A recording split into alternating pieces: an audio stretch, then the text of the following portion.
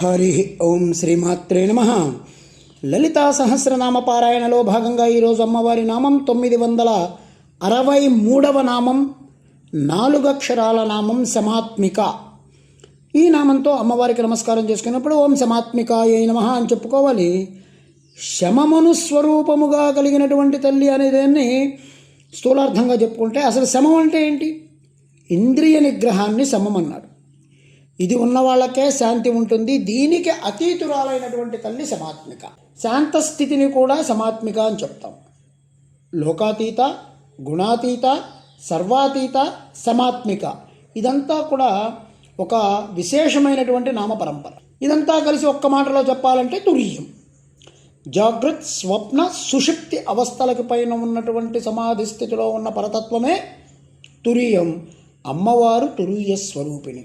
తురీయాకాపిత్వ ధురదిగమ నిస్సీమ మహిమ అని చెప్పి శంకరాచార్యుల వారు చెప్పినట్లు, మూడింటికి, జాగృత్, స్వప్న, సుషుప్తలకు మూడింటికి అతీతమైనటువంటి తురీయాతత్వం అమ్మ శమాత్మిక.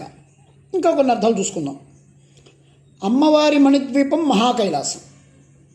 14 భువనాలకి అవతల ఉంది.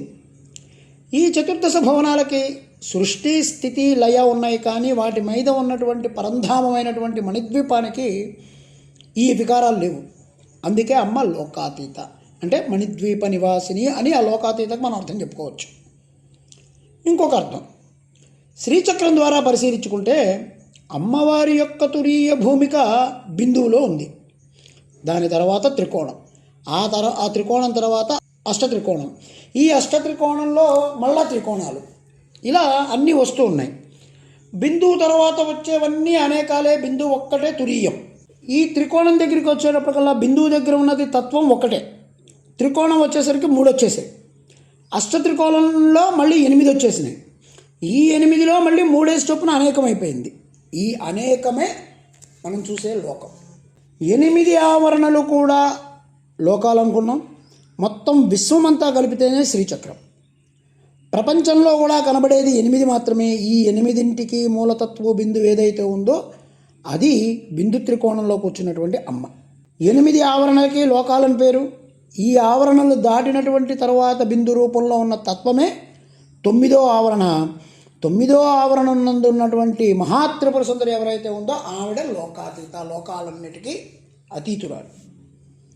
అదేవిధంగా మనం చెప్పుకుంటే గుణాలు 3. ప్రతి త్రికోణం కూడా ఒక గుణమే. త్రికోణ చక్రాలన్నీ దాటిపోయిన తర్వాత ఉన్నది కనుక అమ్మ గుణాతీత. మనం ఇందాక లోకాతీత చెప్పుకున్నాం, ఇప్పుడు గుణాతీత చెప్పుకుంటున్నాం. మరి అష్టాదశ, షోడశ దశ కోణాలు కూడా చెప్పాలనుకో, వాటికి కూడా అవతల ఉన్నది సర్వాతీత.